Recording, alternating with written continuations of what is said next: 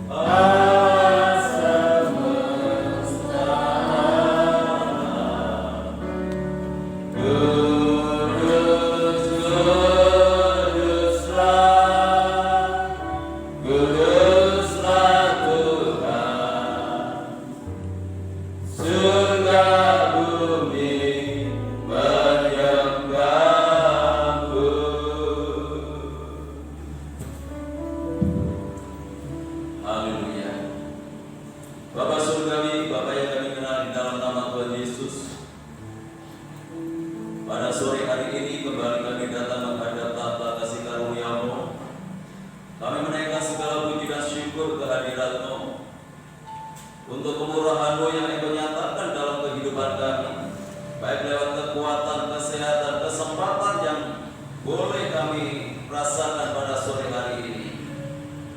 Semuanya ini terjadi hanya oleh karena kasih Tuhan, hanya oleh karena kemurahan Tuhan yang Tuhan nyatakan di dalam kehidupan kami.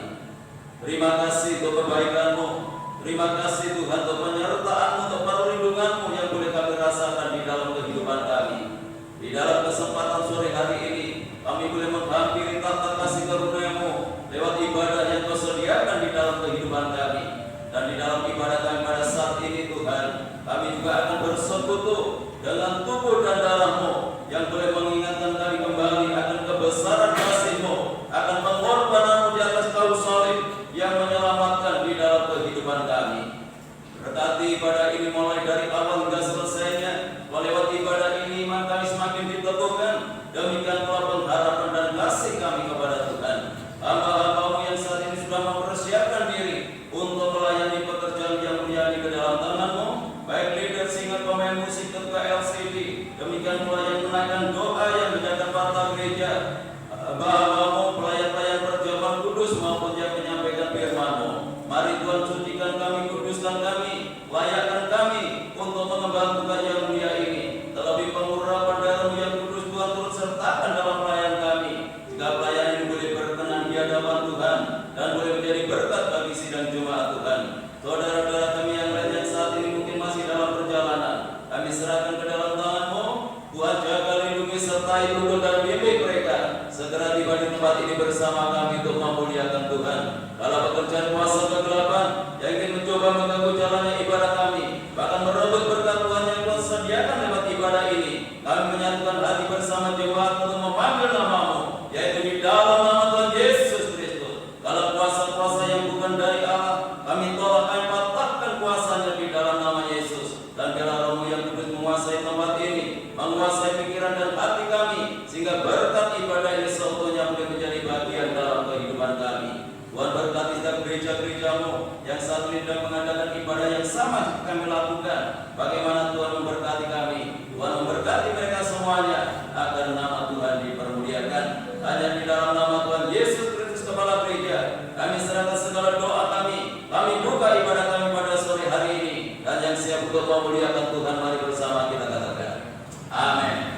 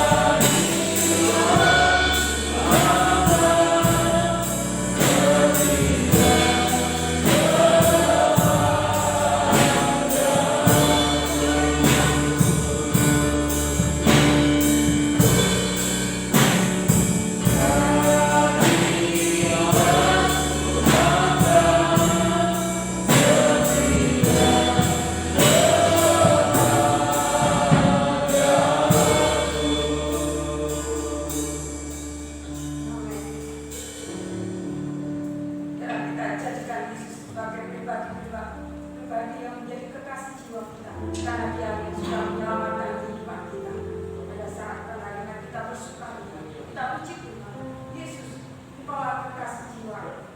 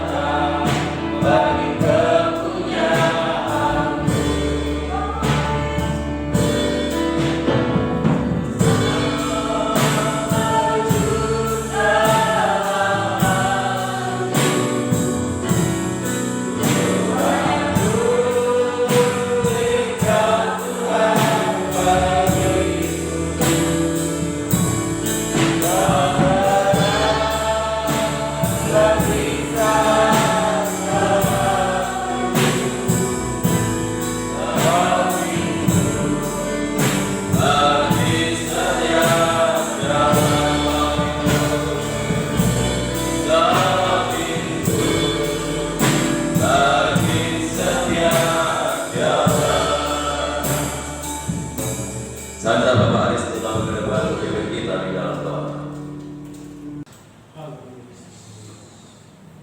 Inilah iman kami Tuhan. Inilah keyakinan kami ya Bapa, bahwa Engkaulah pintu bagi setiap jalan, bahwa Engkaulah Tuhan dari segala sumber kebenaran Tuhan.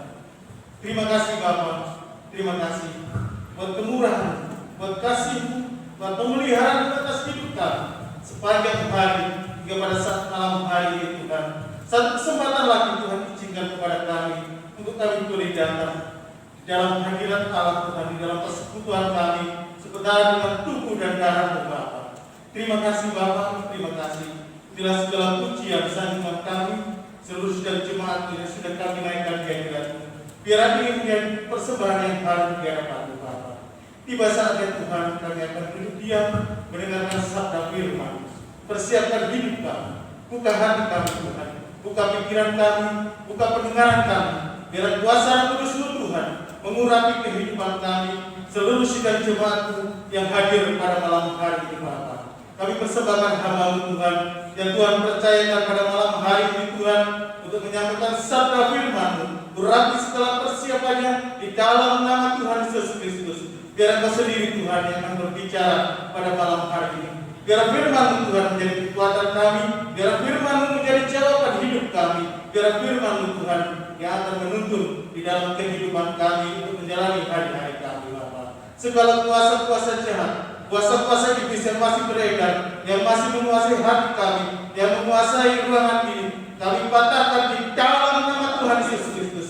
Biar pergi dari ruangan ini, dan biar kuasa Kudus sendiri Tuhan yang menguasai ruangan ini. Biar suasana surgawi ada di dalam suasana ibadah kami pada malam hari ini Bapa. Berfirmanlah Tuhan, dan kami siap untuk mendengarkan. Di dalam nama Tuhan Yesus Kristus kami naikkan seluruh doa kami. Haleluya. Amin. Silakan duduk kembali. Bapak Ibu yang dikasihi oleh Tuhan, sama-sama shalom. Salam sejahtera di dalam kasih Tuhan kita Yesus Kristus. Terpujilah nama Tuhan, hanya oleh karena kasih dan anugerah Tuhan pada malam hari ini kita dipertemukan kembali lewat ibadah PA yang Tuhan sediakan di dalam kehidupan kita. Dan ibadah PA kita pada malam hari ini dilengkapi dengan persekutuan dengan tubuh dan darah Tuhan yang boleh mengingatkan kita kembali akan kebesaran kasih-Nya yang dinyatakan oleh Tuhan di atas kayu salib. Dan dialah peristiwa yang satu ini tidak boleh kita lupakan sebagai orang yang percaya kepada Tuhan, karena di sanalah titik keselamatan dari kehidupan kita manusia yang berdosa ini. Tanpa kematian Tuhan Yesus di atas kayu salib, keselamatan itu hanya menjadi ilusi di dalam setiap kehidupan manusia, termasuk kehidupan kita. Nah, untuk itu betapa besarnya akan kasih-Nya ini yang dinyatakan oleh Tuhan di dalam kehidupan kita. Nah, untuk itu kita sebagai orang yang percaya kepada Tuhan, Tuhan sudah memberikan teladan di dalam kehidupan kita dalam hal kasih ini. Nah, untuk itu kita sebagai orang yang percaya kepada Tuhan harus hidup di dalam kasih. Jadi Tuhan tidak hanya mengajar kita tentang kasih, tetapi pribadinya sendiri itu adalah kasih yang sudah diwujud nyatakan di dalam tindakannya ketika Dia merelakan tubuhnya mati di atas kayu salib. Kita baca di dalam 1 Petrus pasal yang kedua. Kita masih berada di dalam ayat yang ke-17 yang berbicara masalah kasih. Hormatilah semua orang, kasihilah saudara-saudaramu, takutlah akan Allah, hormatilah raja. Dan kita masih berbicara masalah kasihilah saudara-saudaramu. Ya, inilah yang harus kita lakukan, inilah yang harus kita perbuat. Kita harus memiliki hati yang mengasihi. Lalu pada hari Rabu yang lalu, kasih itu harus dimulai dari keluarga dulu. Jadi keluarga harus saling mengasihi, apalagi suami istri. Antara orang tua dengan anak, kasih ini harus nyata lebih dahulu di dalam kehidupan keluarga. Karena keluarga itu yang paling dekat dari antara yang lain. Kalau kita bisa saling mengasihi di antara suami istri, saling mengasihi antara orang tua dengan anak, maka kasih kita akan terpancar kepada yang lain, yaitu kepada saudara-saudara kita. Ya, puji Tuhan.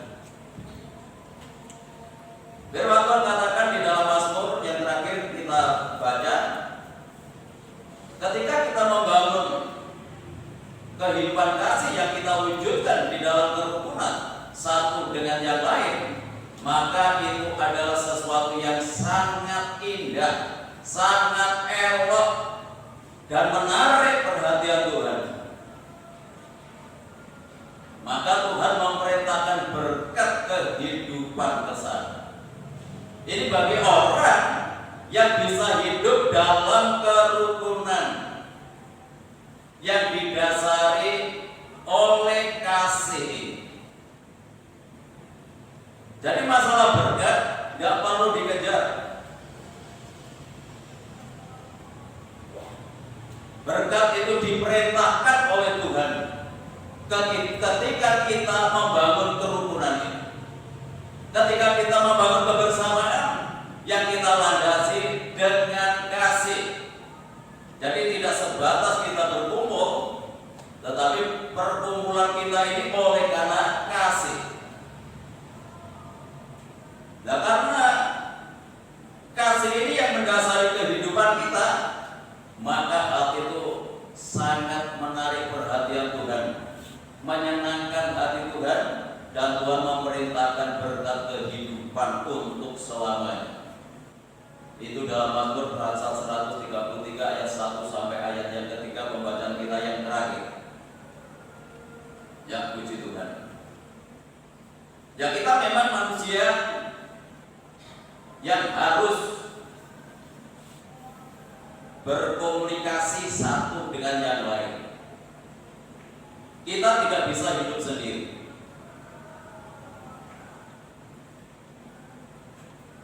Kita membutuhkan orang lain. Ketika kita di tengah-tengah masyarakat,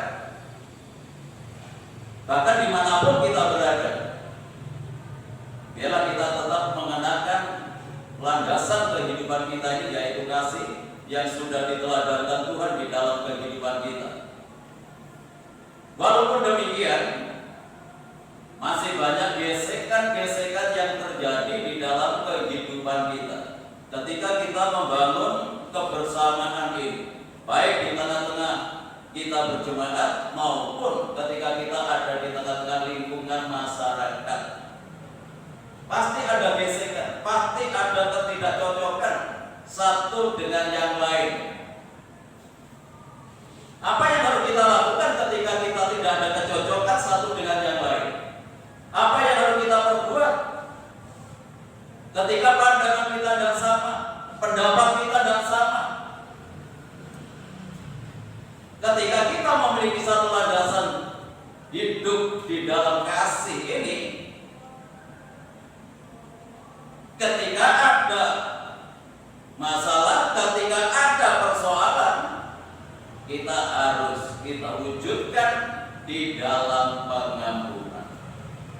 Namanya orang bermasyarakat, namanya orang berkumpul, itu pasti terjadi hal seperti itu. Nah, untuk itu kita harus bisa melepaskan pengampunan kepada orang-orang yang mungkin menyakitkan kita, yang mungkin tidak cocok dengan pandangan kehidupan kita, tidak cocok dengan pendapat kita. Ya, jangan sampai terjadi perselisihan yang tajam, tetapi segera harus diselesaikan. Kalau kita memiliki dasar kasih, maka kita akan bisa mengampuni. Nah, kasih itu harus diwujudkan juga di dalam pengampunan ini. Jadi kalau kita ini tidak bisa mengampuni, berarti kita tidak memiliki kasih. Karena kasih itu harus juga diwujudkan di dalam pengampunan. Efesus pasal yang keempat, ayat yang ke-30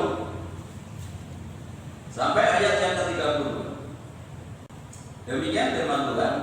Dan janganlah kamu mendukakan Roh Kudus Allah yang memeteraikan kamu menjelang hari penyelamatan. Segala kepahitan, kegeraman, kemarahan, pertikaian, dan fitnah hendaklah dibuang dari antara kamu. Demikian pula segala kejahatan. Tetapi hendaklah kamu ramah seorang terhadap yang lain, penuh kasih mesra dan saling mengampuni, sebagaimana Allah di dalam Kristus telah mengampuni kamu. Ya, ini pasti ada. Gesekan itu pasti terjadi. Tidak hanya di luar, di tengah-tengah keluarga kita. Antara suami istri itu masih ada gesekan, masih ada ketidakcocokan, masih berbeda pendapat. Itu lumrah, itu biasa terjadi. Tetapi masing-masing tidak boleh mempertahankan kebenarannya sendiri. Kalau masing-masing mempertahankan kebenaran sendiri, maka tidak ada solusi. Tidak bisa lagi hidup di dalam kebersamaan.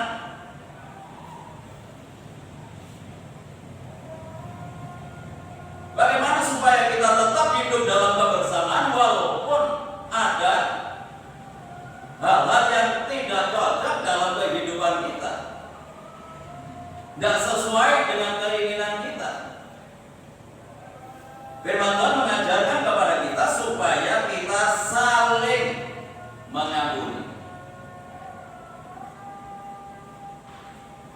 Jadi kalau saling mengampuni itu tidak hanya sepihak, harus dua pihak saling. Kalau mungkin suaminya dianggap bersalah, ya istrinya harus siap mengampuni. Kalau mungkin istrinya yang bersalah, suaminya harus siap juga mengampuni. Ini saling mengampuni. Itu yang harus kita lakukan.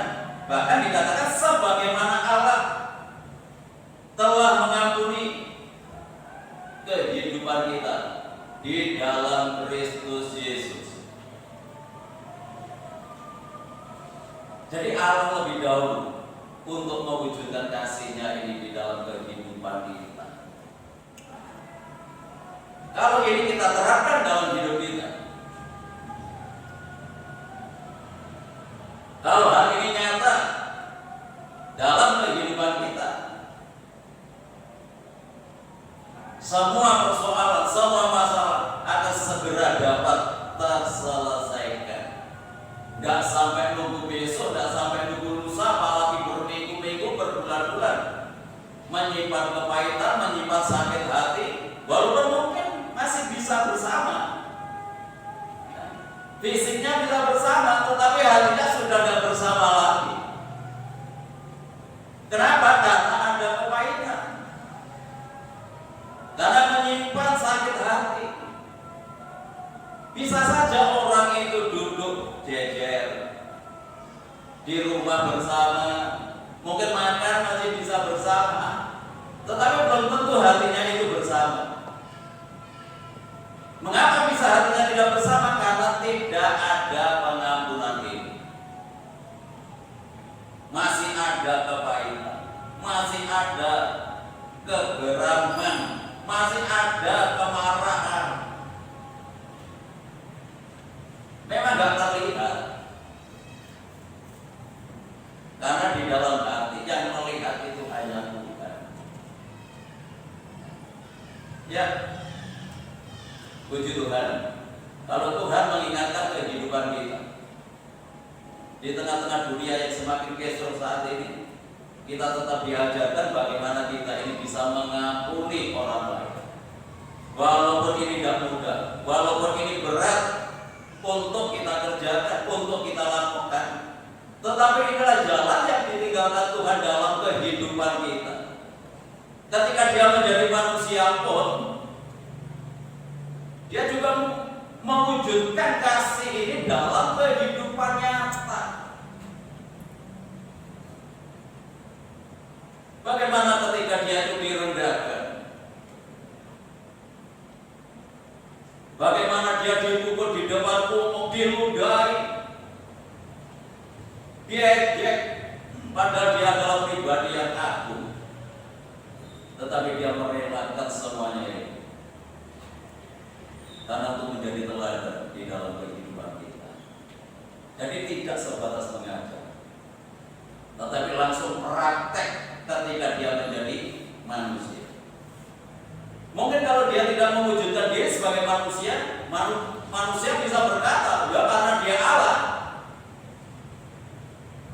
maka Dia bisa mengasihi orang yang menyakiti. Tetapi ketika Dia menjadi manusia, kita tidak bisa menyangka bahwa sebenarnya kita pun juga bisa kalau kita mau. Ketika Dia menjadi manusia sama seperti kita, hanya bedanya Dia tidak berbuat dosa. Perasaannya juga bisa dilukai, perasaannya juga bisa disakiti, sama seperti kita. Tetapi ketika Dia disakiti, ketika dilukai hatinya, Dia tidak pernah dendam. Dia melepaskan pengampunan. Bapak Ibu yang dikasihi oleh Tuhan, jadi kalau kita status kita ini anak Allah, status kita anak Tuhan, jangan hanya status, tetapi kebenaran ini harus nyata dalam kehidupan kita.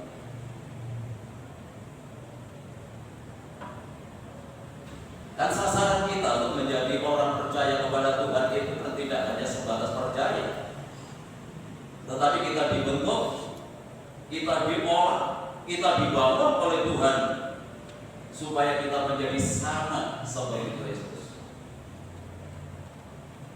Nah, ini tujuan kita. Jadi tujuan kita sebenarnya jelas, kekristenan itu harus jelas.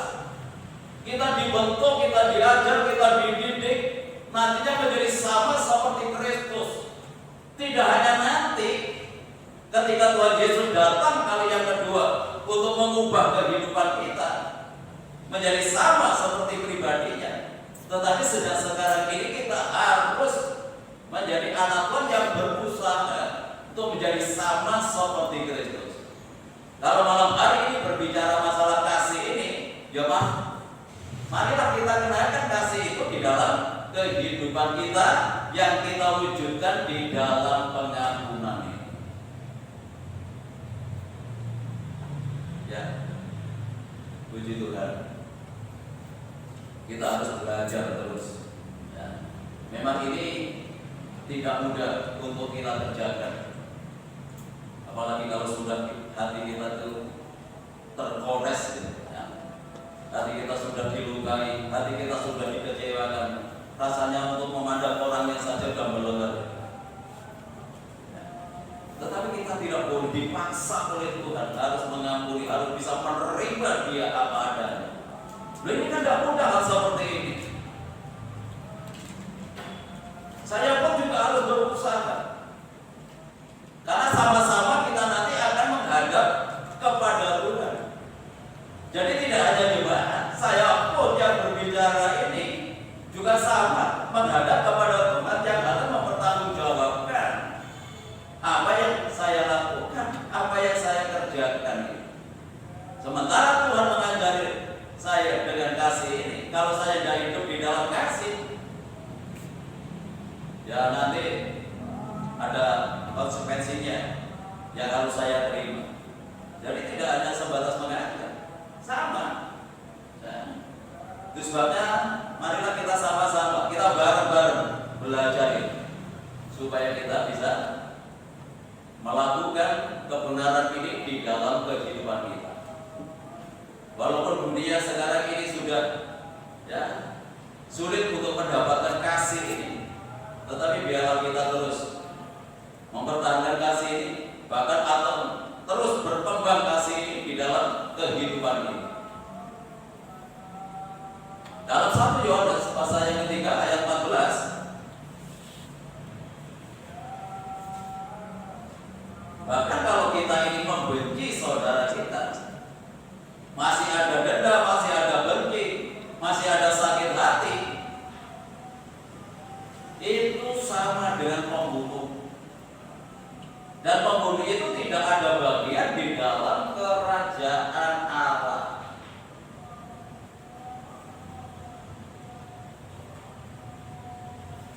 Jadi sangat ironis sekali kalau kita menjadi anak Tuhan, tetapi nanti kita tidak layak untuk masuk dalam kerajaan Allah. Bahkan kerajaannya itu disediakan dalam kehidupan kita. 1 Yohanes ayat 14. Kita tahu bahwa kita sudah berpindah dari dalam maut ke dalam hidup, yaitu karena kita mengasihi saudara kita. Barang siapa tidak mengasihi, ia tetap di dalam maut. Sudah, saya rasa cukup jelas ayatnya, ya. Setiap orang yang membenci saudaranya adalah seorang pembunuh manusia. Dan kamu tahu bahwa tidak ada seorang pembunuh yang tetap memiliki hidup yang kekal di dalam dirinya. Kita ini sudah dipindahkan oleh Tuhan dari maut ke dalam hidup. Yang seharusnya kita masuk dalam kematian karena upah dosa itu adalah maut, dan Tuhan memindahkan kehidupan kita.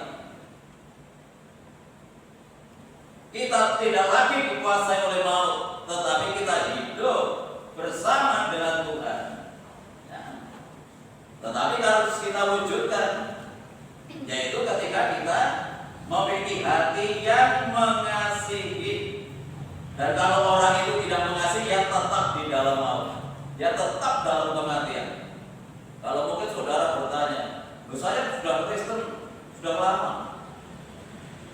Ya, walaupun kita sudah Kristen sudah lama, Alkitab yang menuntun kita, Alkitab yang menyatakan kalau kita tidak mengasihi, kita masih berada di dalam maut.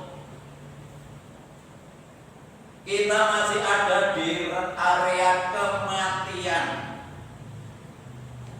Walaupun mungkin kita sudah menjadi orang Kristen. Dan di perkataan tadi ayat 15, setiap orang yang masih membenci saudaranya sama dengan pembunuh. Nilainya sama dengan pembunuh. Dan tidak ada seorang pembunuh itu mendapat bagian dalam kerajaan Allah. Kita tidak membunuh. Ajaran Tuhan itu sangat luar biasa. Loh. Jangankan sampai melukai fisik.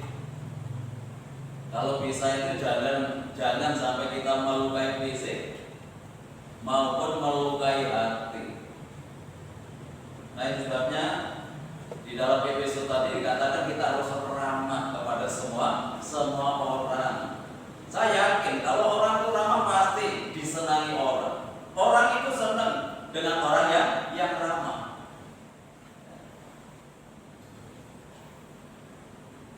Orang tidak akan bisa ramah ketika ada kepahitan. Orang tidak akan bisa ramah ketika mereka tidak memiliki kasih dalam hidupnya. Membenci saja nilainya itu sama seperti itu. Ya, jangan sampai ada di antara kita yang mungkin selisih pendapat, selisih paham, lalu sampai hati, ya mungkin bisa bersama, tetapi hatinya terluka, hatinya sudah tersakiti, sehingga timbul kebencian. Kalau kita masih diikat oleh kebencian ini, maka tidak ada bagian dalam kerajaan Allah.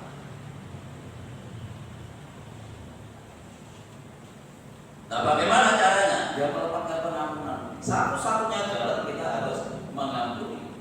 Orang yang mengampuni berarti sudah tidak ada kebencian lagi. Orang yang mengampuni berarti sudah tidak sakit hati lagi. Orang yang mengampuni berarti sudah tidak ada dendam lagi. Itu tanda mengampuni.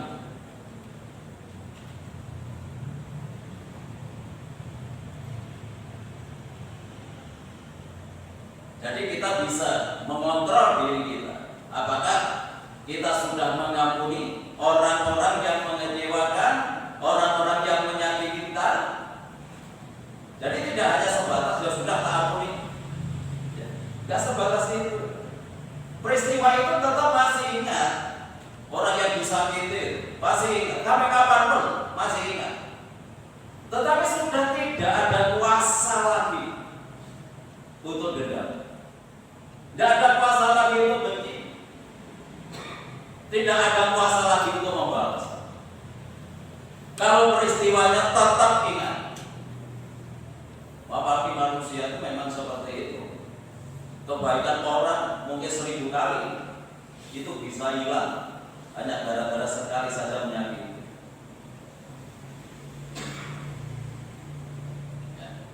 Sudah tidak ingat 1000 kali yang baik itu sudah tidak ingat. Yang diingat apa? Yang menyakitkan, walaupun hanya satu kali. Jadi peristiwa-peristiwa ya yang tidak mengenakan itu selalu ingat. Tapi sudah tidak ada kuasa lagi kita dendam. Tidak ada kuasa lagi itu sakit hati. Itu namanya mengampuni. Tetapi kalau kita masih ingat peristiwanya, masih dendam, hati kita masih sakit, itu belum mengampuni. Mengampuni itu bebas. Mengampuni itu dampaknya sejahtera.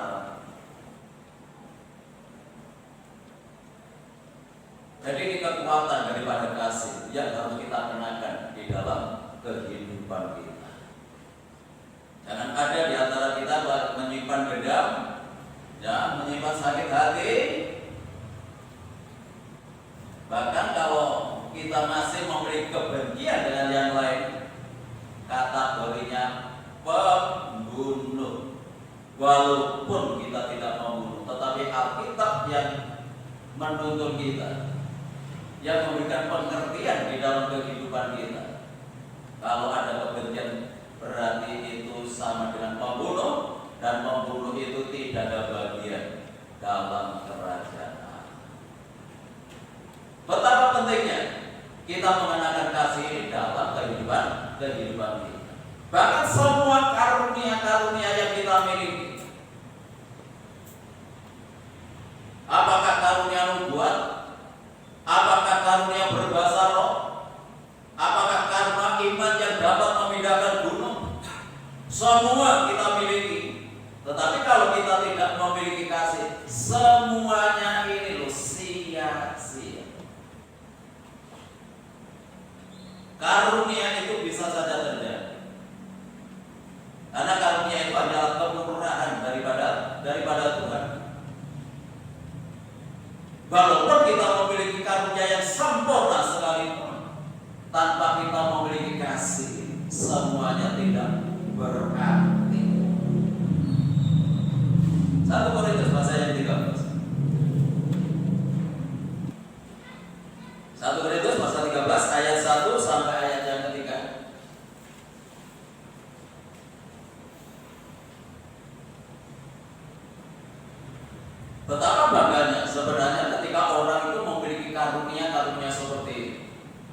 karunia berbahasa roh, karunia bisa mengartikan bahasa roh.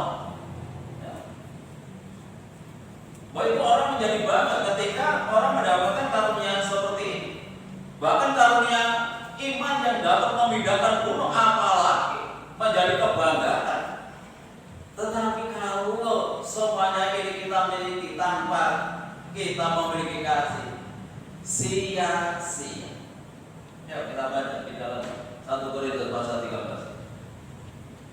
Sekalipun aku dapat berkata-kata dengan semua bahasa manusia dan bahasa malaikat, pertama bahasa malaikat bisa.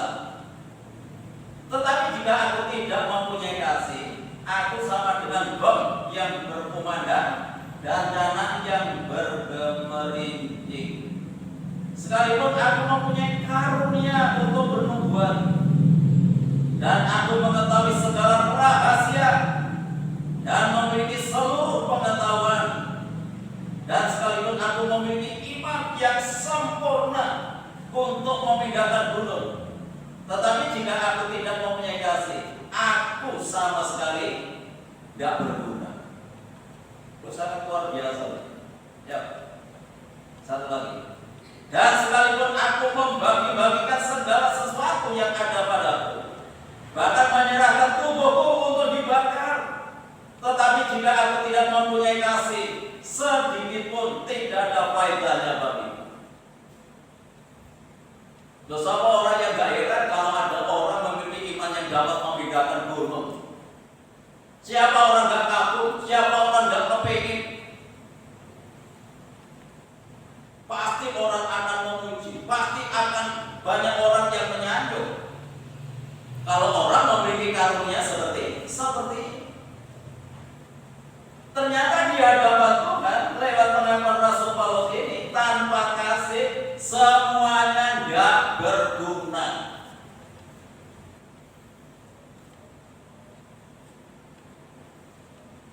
Betapa pentingnya kasih itu nyata dalam kehidupan kita. Semua bahasa manusia, bahasa roh, bahasa malaikat sekalipun kita kuasai, gak ada kasih, sama sekali tidak berguna.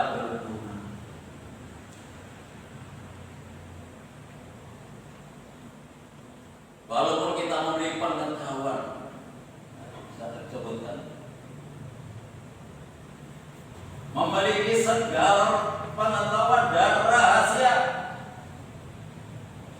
rahasia mungkin kebenaran firman Tuhan, mungkin ungkapannya sangat mengagumkan banyak orang, tapi kalau tidak memiliki kasih, percuma.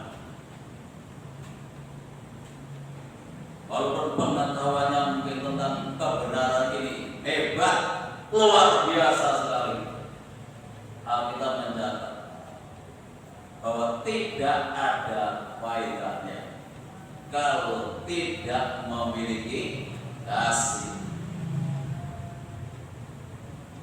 Jadi kasih itu betapa pentingnya kita kenakan dalam hidup kita dan kita wujudkan,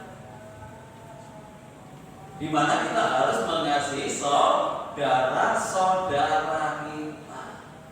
Toh kalau ada gesekan, kalau orang memiliki kasih, dia akan bisa menyambung, tidak sampai besok. Hari itu juga pas selesai. Kalau memiliki kasih, tidak ada dendam, tidak ada kepahitan, tidak ada sakit hati, tidak ada ancaman. Ini wujud daripada kasih. Jadi biarlah kasih ini tidak hanya kita bicarakan, tetapi harus kita realisasikan dalam kehidupan kita yang nyata, yang dimulai dari keluarga, berkembang, dan untuk mengasihi, di mana kita berjemaat, jemaat satu dengan yang lain harus kita bangun di dalam kasih.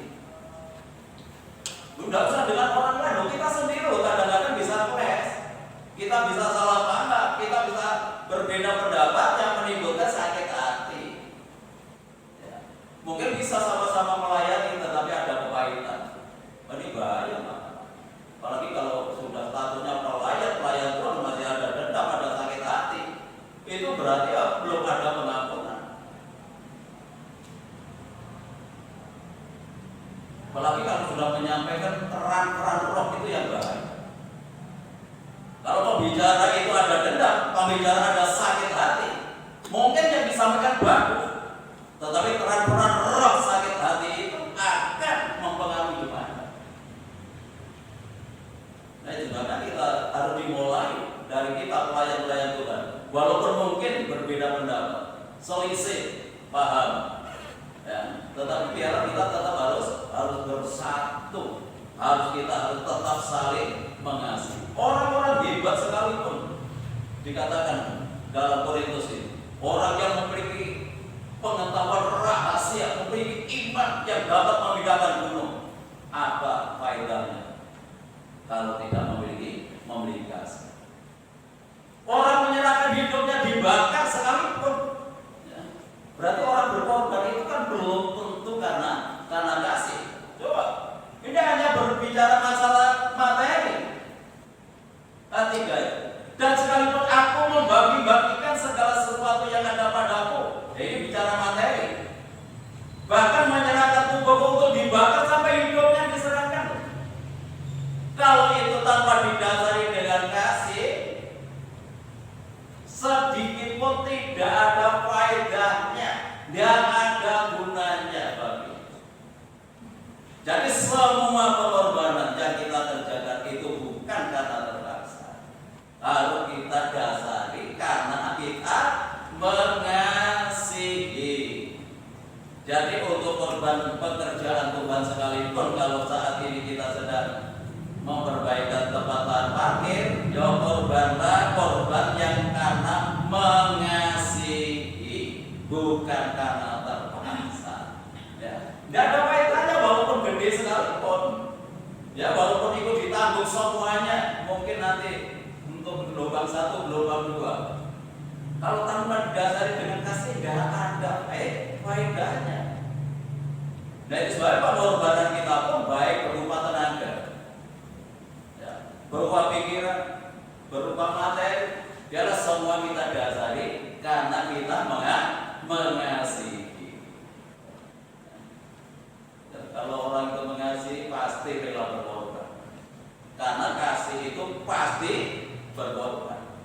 Kalau orang ngomong hanya masalah kasih, tidak ada wujud pengorbanan, bukan mengasihi. Korban pun juga belum tentu, karena mengasihi. Orang bisa berkorban mungkin karena terpaksa, karena sungkan dan lain sebagainya. Tetapi marilah kita malam hari ini Tuhan membenahi kehidupan kita, mengoreksi kehidupan kita, memperbaiki hidup kita, agar hidup kita semakin berkenan di hadapan Tuhan.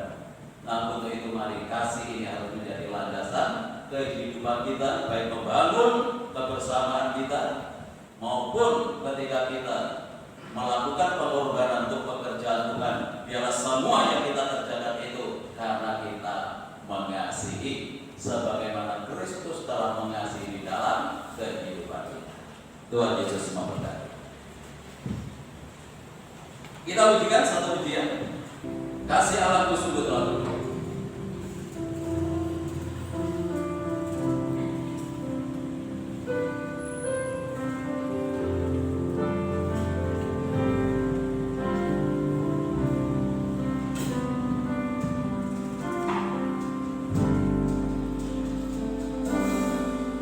Kasih Allahku sungguh telah terbukti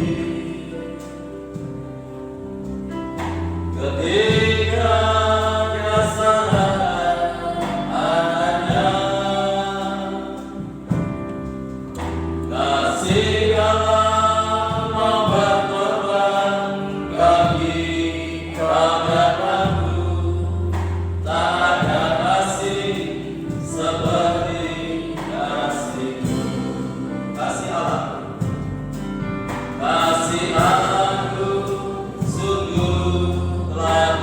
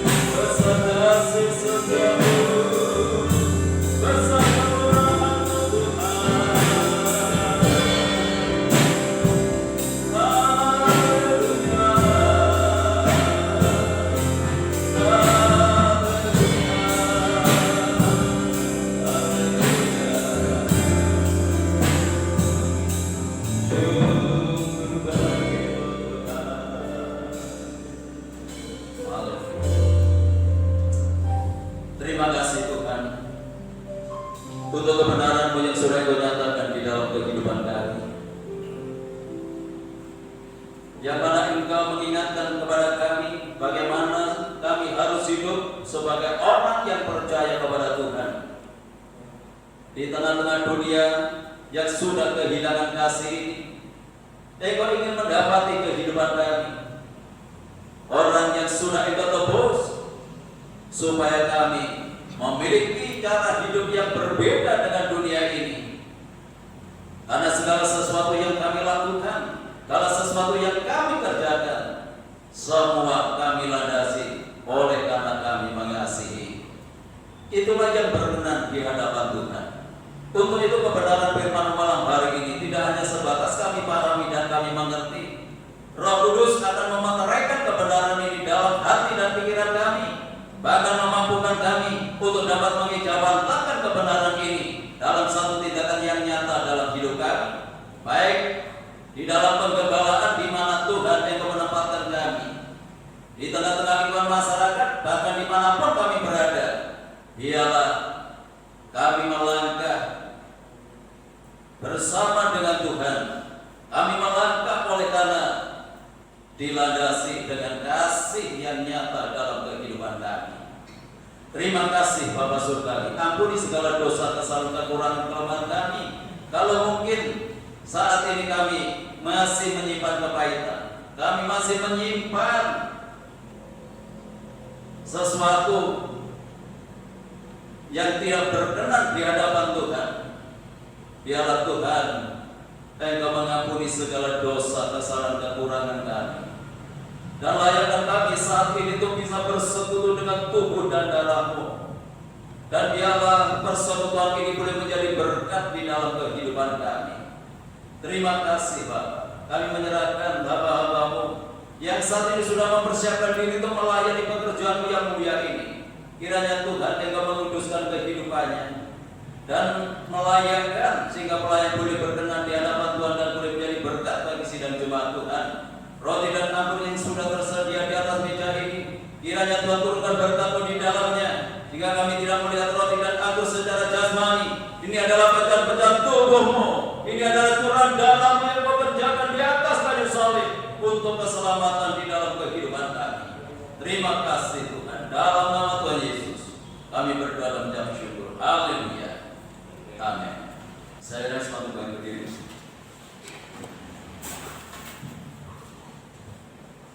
Mari kita angkat tubuh Tuhan lebih tinggi dari kepala kita.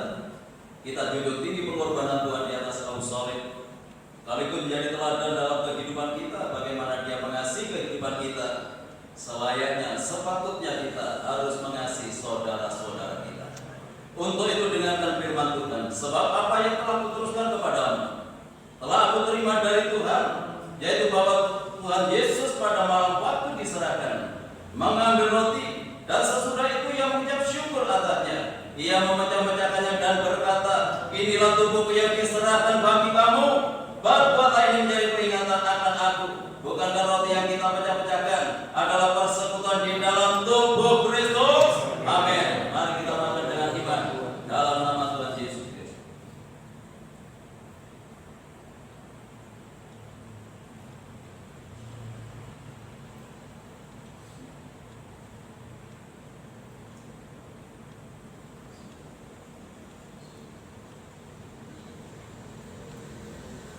Demikian juga Ia mengambil cawan sesudah makan, lalu berkata, cawan ini adalah perjanjian baru yang dimeteraikan oleh darah-Ku. Berbuatlah ini setiap kali kamu meminumnya menjadi peringatan akan Aku. Sebab setiap kali kamu makan roti ini dan minum cawan ini, kamu memberitakan kematian Tuhan sampai Ia datang. Bukankah anggur yang dicurahkan adalah persekutuan di dalam darah Kristus? Amin. Mari kita minum dengan iman dalam nama Tuhan Yesus Kristus.